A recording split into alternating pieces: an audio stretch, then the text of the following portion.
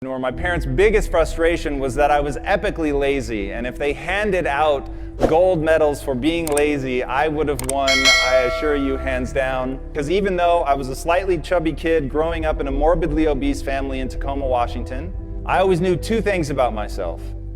One day I was going to be rich, and I was going to have six-pack abs. Like, those are the two things, as that kid that was, jiggling his belly thinking, one day I'm not going to have to suck in my gut. When I left for college, my own mother, who had always been my biggest cheerleader, quietly assumed I was going to fail. But these two guys that were successful entrepreneurs and bodybuilders happened to walk into a class when I was a teacher. And they were just starting a technology startup, and they said, hey, we need a copywriter. Why don't you come be a copywriter?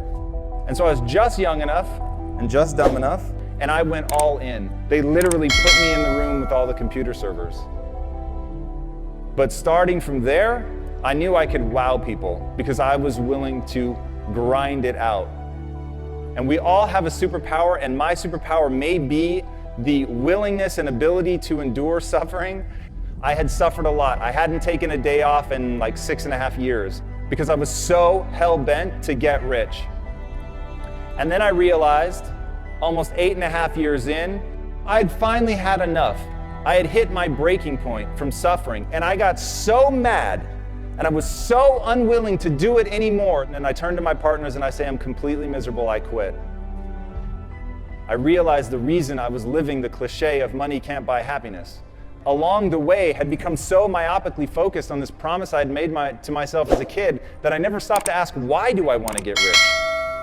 The questions you ask yourself will determine the course of your life. I had been asking myself, what do I need to do to get rich?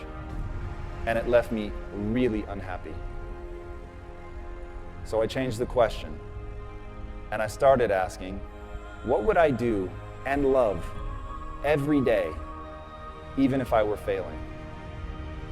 Life is too short. This is your one go-round. So what are we going to do? We're going to build a company that's predicated on value. We're going to build a company that's predicated on passion.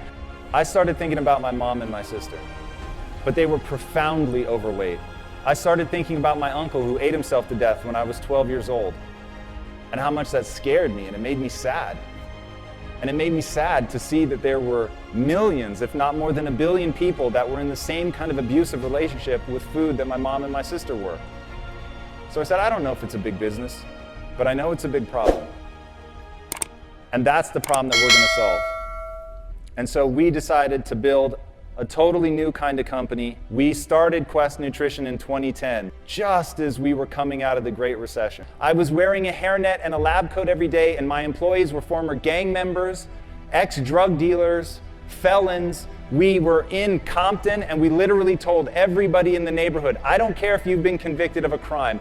I just want to know if you're willing to bust your ass to change your life. And if you are, you're going to get an interview. And I'm not going to ask for your resume. I don't care about your resume. Your resume tells me where you've been. It doesn't tell me the price you're willing to pay to become somebody new. Every belief that you have is a choice. I choose to believe that human potential is nearly limitless. And this was the belief that changed my life. Because once I realized it's not about who you are today, it's about who you want to become and the price you're willing to pay to get there. And I promise you, the day that you're willing to pay any price, you'll achieve what you want to achieve. If you truly believe that human potential is limitless, what do you want to become? And what price are you willing to pay to get there?